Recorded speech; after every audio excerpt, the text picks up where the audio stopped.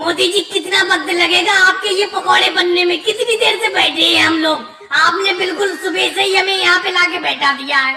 योगी जी बस थोड़ी देर रुक जाओ, थोड़ी देर रुक जाओ। इस कढ़ाई में जो तेल है वो सही तरीके से खोल नहीं पा रहा था, उफान नहीं आ पा रहा था, उसकी वजह से पकौड़े सही से बन ही नहीं पा रहे थे। अब मैंने चूल्हे में कढ़ाई के नीचे आग को बिल्कुल दहका दिया है। अब तेल बिल्कुल खोल गया, पकौड़े भी जल्दी जल्दी बन रहे हैं। बस थोड़ी देर का इंतजार करो। और केजरीवाल तुम क्या कर रहे हो? ये एक एक पकौड़ा उठा के कैसे खा रहे हो? राहुल तुम भी खा रहे हो? अरे सब लोग एक साथ खाएंगे पकौड़ों को।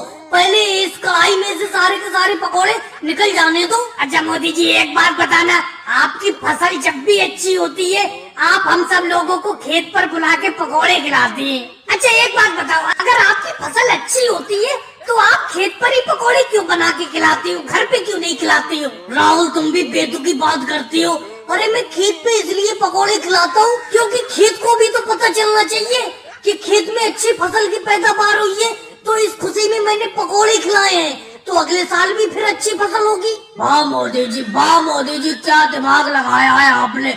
इसीलिए जब भी खेत में अच्छी फसल होती है आप खेत पर ही दावत देते हो, क्योंकि इस चीज को आपका खेत भी देखता है कि देखो अगर मैंने अच्छी फसल की पैदावार की तो मोदी जी ने सबको दावत खिलाई, और फिर खेत चाहेगा कि अगले साल भी फसल अच्छी पैदा हो।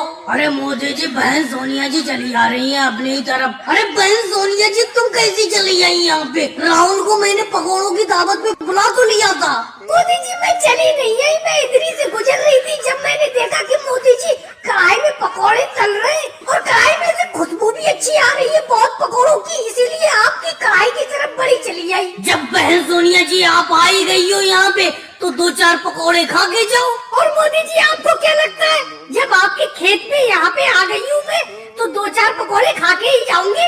राहुल बेटा मैं शाम का खाना नहीं बनाऊंगी। मोदी जी ये जो पकौड़े बना रहे हैं इन्हें पेट भर के खा के आना, जम के खा के आना, समझे? अरे बहन सोनिया जी मैंने इतने पकौड़े थोड़ी बनाए कि पेट भर जाएगा। हाँ इतने इतने पकौड़े हैं सबका मुंह नमकीन हो जाएगा। और बहन सोनिया जी भगवान से प्रार्थना करो आगे भी मेरी फसल अच्छी हो, आगे भी मैं ऐसी दावत खिलाऊंगा तुम लोगों को। और भाइयों को वीडियो को लाइक करो, चैनल को सब्सक्राइब करो।